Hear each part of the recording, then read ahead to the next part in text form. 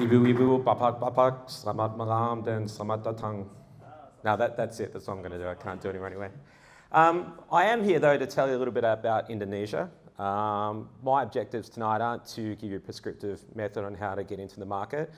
It's to take you through and understand the potential of the market that exists there, just straight up above us there.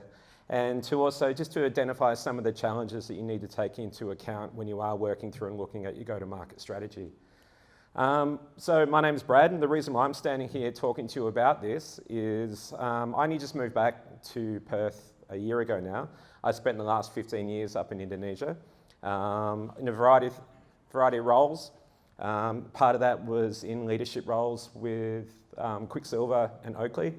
Then went on to set up my own digital agency up there. Big part of my time throughout that was looking at how to solve the issues with cross-border movements, e-commerce solutions, and go-to-market strategy. And most of it came back down to a digitally led strategy. So I'll take you through some of those things. All right, some of the basics first, just to put things into perspective a little bit for you, as far as the size of the market, to understand it a little bit. I think we take it for granted a little bit. So we're looking at 264 million, give or take, people. I love it when people try and be precise about this. But the important thing too is the size of the GDP. 1.1 trillion, it's pretty solid.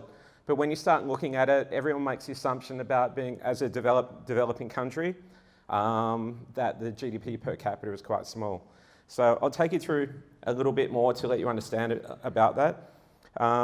First off, on the size of the population, of that, 83% of people are under the age of 55. And of that, 40% of the population is under 25. So it's a massive potential market coming through. When we're looking as far as when I'm talking about macroeconomic sort of factors, they're running at a GDP growth on averaging around 5% for the last 10 years, and then looking through at least 2030 to keep going the same way. Inflation is under control. It's dropped from around 6% to around 3%. It's running about 3.3, and it should be looking to stay under 5% for the foreseeable future. The current account deficit has been reduced significantly, and it's running around 3% of GDP as well. And they've really had some quite sound management of the economy now, and the Reserve Bank has all the tools that they need to be managing currency fluctuations into the future as well. One of the important factors here too, which is a real engine of growth here, is 55%, or more than 55% of the GDP is driven by domestic consumption. So that's massive. So there's a big market there. We're seeing it's a young generation coming through. There's a lot of people, there's a lot of wealth, and a lot of that growth is being driven by consumption in the country. It sets it up perfectly for market entry.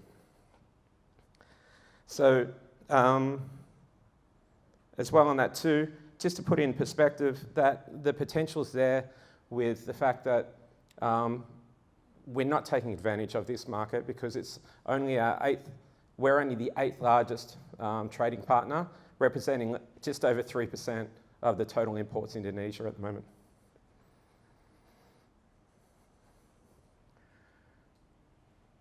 So there's a couple of things here. I'll just go through. I'll touch on the first point here about the barriers of entry. I just actually missed something I wanted to cover off for you there. Sorry, just wanted to reframe that too. It's an important point that I didn't want to miss. When we look at that GDP as well, we're looking at 260 million people. Now, the GDP per capita is quite low. They've got a massive growth in people coming into middle class in the country. But when you look at most of the references for middle class, they're talking about an average salary of around $3,600 US dollars per person. That's tiny. But this is when you're just spreading stats across the country. Now, if we reframe that and we make an assumption that all the wealth is in the top 10% of the population, we're still looking at an addressable market larger than the population of Australia. So when you put it in perspectives like that, it's massive. When you're looking at the Australian GDP is running about 1.3 trillion. So that's all great, making it sound really good, but there are a lot of things you need to take into account when you're looking at the market. There are a lot of general barriers to entry as far as, around foreign ownership laws and importation regulations you need to be aware of. I'll touch on those a little bit more in a moment. But some of the things, these challenges, you can flip them around, these next two, and look at them as opportunities. And it sets you up for a digitally led market entry. So as far as the geographic spread of the population, it is vast. We're talking tens of thousands of islands with very big spread and gaps between places, which places a lot of extra complexity on your logistics and management structures and resources for a traditional market distribution plan.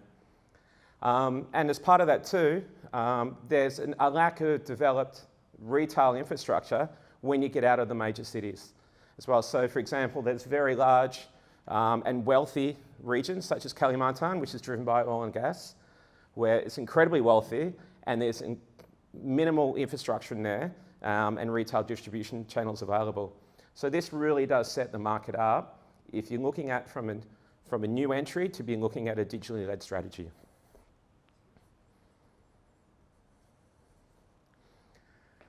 So let's have a little bit of a look at this potential of the market. It's a beast. This is huge. Now, so the market in 2015, this is for e-commerce. This is taking out ride-hailing, entertainment, travel, online bookings. This is purely e-com for the market. And these are the stats from the Google Temasek reports that they do each year.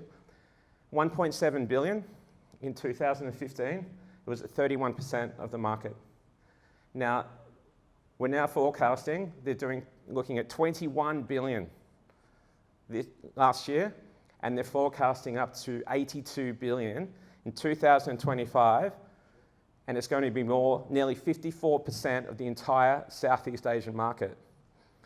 Now, when you read these sort of reports all the time, it's always about the potential, and they're usually full of shit because it gets to the time when it comes up, and they're all wrong, and they've been so far off.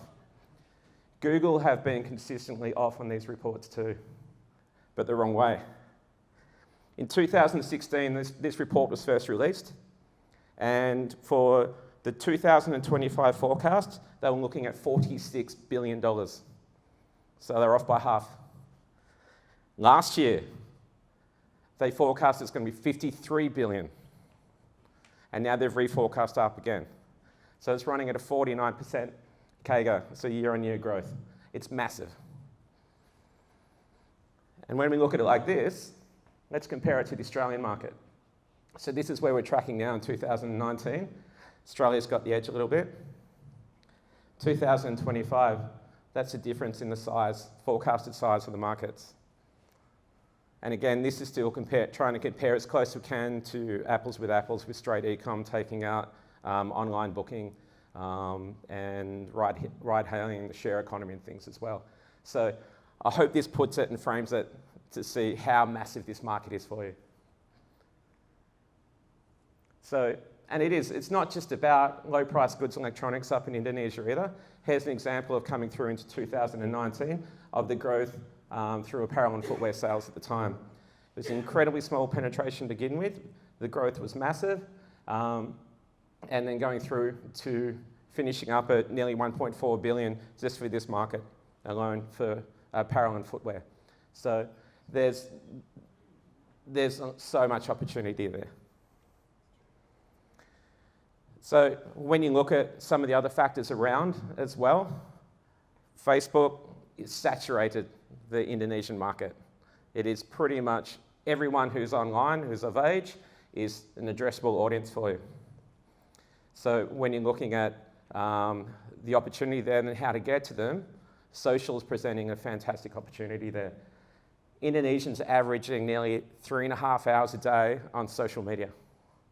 Now, a lot of that is also driven through with WhatsApp as well, not just Facebook platforms, but with that as well, the positives are that other than India, WhatsApp is going to be one of the first, Indonesia is going to be one of the first countries to be monetizing and offering commerce on WhatsApp in the next year or so too. So to put that in perspective as well, comparing to Australia, Australia's running at about 1.5 hours a day. So while we're looking at when you're looking at as far as looking to enter a new market, there are so many benefits of utilising paid social over search when you've got something where people don't know, aren't aware of you yet. But not only the inherent benefits of social, you've got quite a large arbitrage there in pricing. For comparable sized markets, what you're paying to reach an audience in Indonesia is significantly lower than the costs that you're used to paying here in Australia.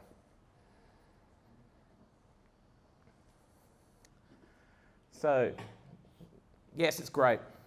It's wonderful, there's a big market there, but if it was easy, everyone would be doing it already. So I just wanted to touch on some of the things again that are really important to keep in perspective when you're looking at your go-to-market strategy into Indonesia. The operating restrictions are tough, and you need to be aware and read up and look at, but there are so many different ways that you can structure entities and your relationships and agreements to work in the country. It's just very important that you look at it to begin with. Now, one of the biggest challenges in that is that retail, and which includes e-commerce, are on the negative investment list, which means not only rather than having to just have Indonesian partners, it is illegal to have a foreign investment company owning in these sectors. So now there are ways around that, but you need to be aware of how you structure things as far as entering the country. So that's two of the really big factors there. Product registration requirements can be difficult as well, which goes beyond just with your standard logistics. Products such as health, beauty, and food all have various registration processes with the various departments that have to be done regardless of how you're entering the country. These can be anything up to a year for products. So you need to have a prudent approach. You need to know and plan and make sure that you've got everything right, particularly when you're trying to scale up to be managing your cash flow correctly. Importation and logistics complexity is always a challenge. There is no, I probably might get corrected here by Lisa, but there is no cross-border shipment through any of the standard agencies. The only ones that have been some small setups using marketplace such as Lazada to be shipping from other countries in the region such as Singapore, but it's still quite difficult and you need to be aware of how you're doing it because it's still coming back to your standard sort of factors you need to take into account when you're trying to provide a great customer experience is as far as time and cost as well as there. Because while the regulations do change quite a bit, the local freight forwarding entities and the regional offices for importation do take advantage of these, and regardless of what the laws are, in general, when you have a product shipped from outside of the country, you do wear importation charges, which can vary wildly and have no link up to the actual costs or duties that are on there. There has been, up until recently, a $75 limit, the same as we're talking about with other countries being $800 for duty-free. That has now been dropped to $3 as of the 30th of January, and so it's putting a flat 17% tax across all importation there. So while I'm talking a lot of doom and gloom about these things, it just means you need to be aware of what you're doing, and if you're making a concerted effort to get into the country and looking at how you structure distribution arrangements and look at how your logistics is done, the same as you would with any other market as well.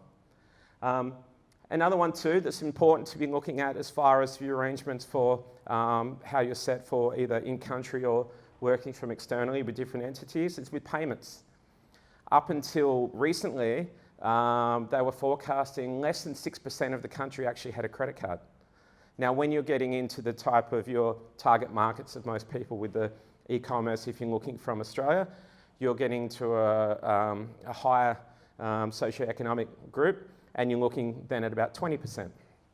So there is a massive opportunity to be taking advantage of additional sales if you do structure right to be able to have alternate payment methods. Still, one of the main ways that payments are made for e-commerce in Indonesia is cash on delivery. And bank transfer is very high. The positives in here, though, is that banking is improving, but also in the same way that mobile has leapfrogged over desktop as far as for the point of connectivity, we've also seen that digital payment methods and neobanks and finance are starting to overtake and replace the role of traditional banking. So through the Gojek group, there's GoPay, and the main one in the region too is OVO. So there are a number of other options there, and it's really important to have a look at how you structure your entity to be able to take advantage of the payment methods that are allowed or available there to allow you to optimize your sell-through. So it wasn't all about doom and gloom. Ultimately, my objective is to make people remember our northern neighbour who is so close, and there's so many positives to the market there. It is a massive market, and there's a massive opportunity for those people who are willing to look into it and do the research on how to get into it correctly. There are challenges. There's challenges in every market, and those barriers to entry can be a benefit for you if you're the one who gets in there with the first mover advantage as well. So I love this stuff. I'm happy to talk about it all the time. So there's my details. So please feel free to shoot me a message or give me a call. We can chat further about it. So thank you.